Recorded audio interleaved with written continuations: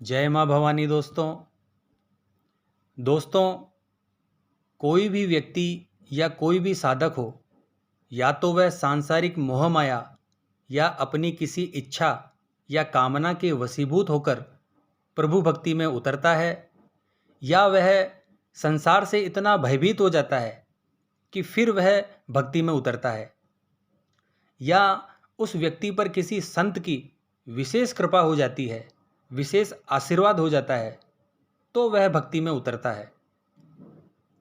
जब साधक दृढ़तापूर्वक भक्ति में उतरता है, साधना में उतरता है, तो उसकी आंखों से आंसू बहने लगते हैं। यह बहुत बड़ा लक्षण है दोस्तों भक्ति मार्ग का। बहुत से हमारे प्रेमी मित्रों का प्रश्न है कि जब भी हम मंत्र जाप करते हैं, साधना करते हैं या हमारे इष्ट देव की आराधना करते हैं, तो पता नहीं क्यों हमारी आंखों से कभी कभी आंसू निकल पड़ते हैं। यह बहुत ही अच्छा सवाल है दोस्तों, और बहुत ही प्यारा है। इसका जवाब देने में मैं अपने आप को बहुत गौरवान्वित महसूस करूंगा।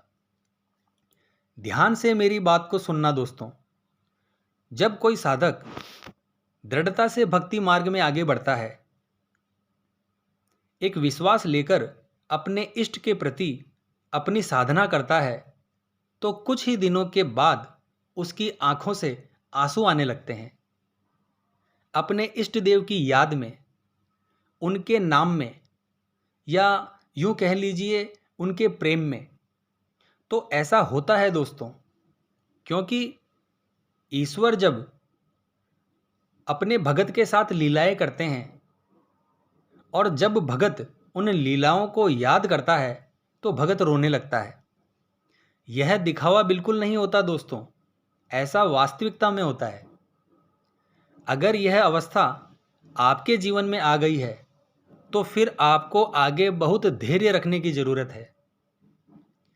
अगर दोस्तों आपके भी आंखों में आंसू आ रहे हैं, आपकी आंखों के सामने अपने इष्ट देव का रूप झलकने लगता है, उनके प्रेम में, उनकी याद में आपके आंसू आ जाते हैं, या उन्होंने कभी आप पर कोई करुणा की, कोई कृपा की, उसको याद करके जब आपकी आंखों में आंसू आते हैं, तो एक बात ध्यान रखना दोस्तों, उस समय आपके सूक्ष्म शरीर को आपके इष्ट देव स्पर्श करते हैं।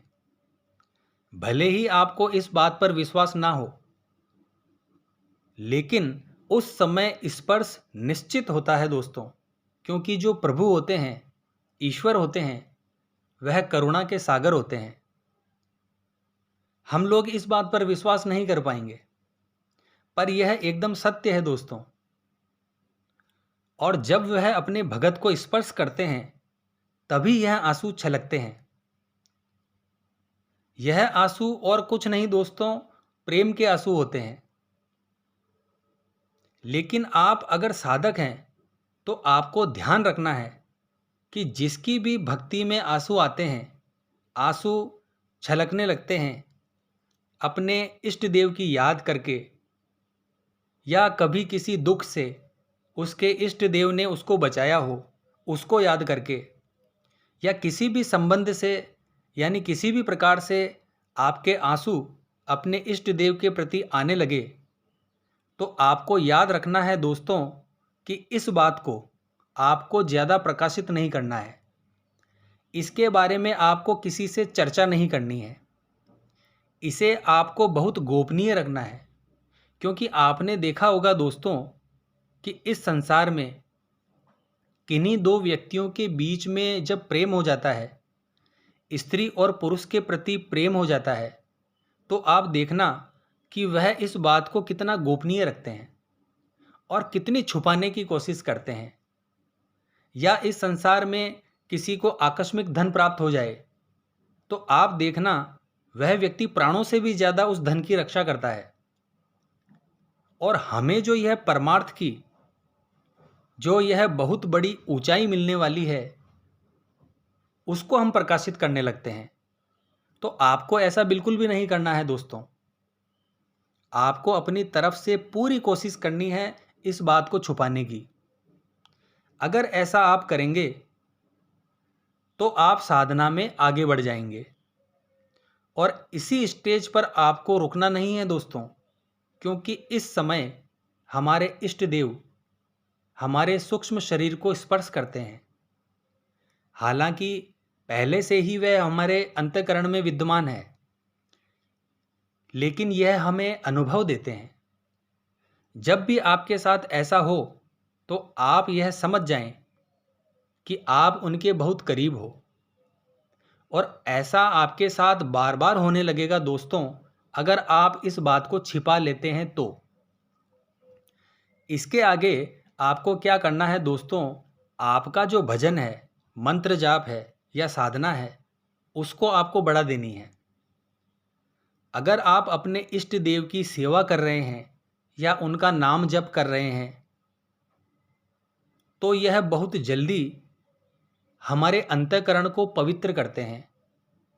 क्योंकि जो अपने इष्ट की सेवा करता है उसको मेवा जरूर मिलता है दोस्तों। तो इस प्रकार से जब आपके आंसू आते हैं तो आपके इष्ट देव आपकी आत्मा को, आपके अंतःकरण को शुद्ध करते हैं, पवित्र करते हैं। आपके अंदर जितनी भी नकारात्मक ऊर्जाएं हैं वह धीरे धीरे आंसुओं के माध्यम से बाहर निकलती है और आपका मन निर्मल और पवित्र होता जाता है, स्वच्छ होता जाता है। क्योंकि दोस्तों, आभूषण बनाने से पहले सोने को तपाया जाता है, उसी प्रकार से आपके इष्ट देव आपको तपाते हैं, हर तरीके से आपकी परीक्षा लेते हैं। तो ऐसा अगर आपके साथ हो रहा है तो आपको घबराना नहीं है। यह अच्छे संकेत हैं दोस्तों। यह आपकी भक्ति, सेवा और साधना का ही परिणाम है कि आपके साथ ऐसा हो रहा है। तो आशा करता हूँ आज की यह वीडियो, यह जानकारी आपको अच्छी लगी होगी। तो आपसे रिक्वेस्ट करता हूँ दोस्तों, हमारे चैनल को सब्सक्राइब कीजिए और लाइक और शेयर ज़रूर कीजिए। तो मिलते हैं नेक्स्ट वीडियो के माध्यम से। जय माँ अम्बे, जय श्री कल्याण।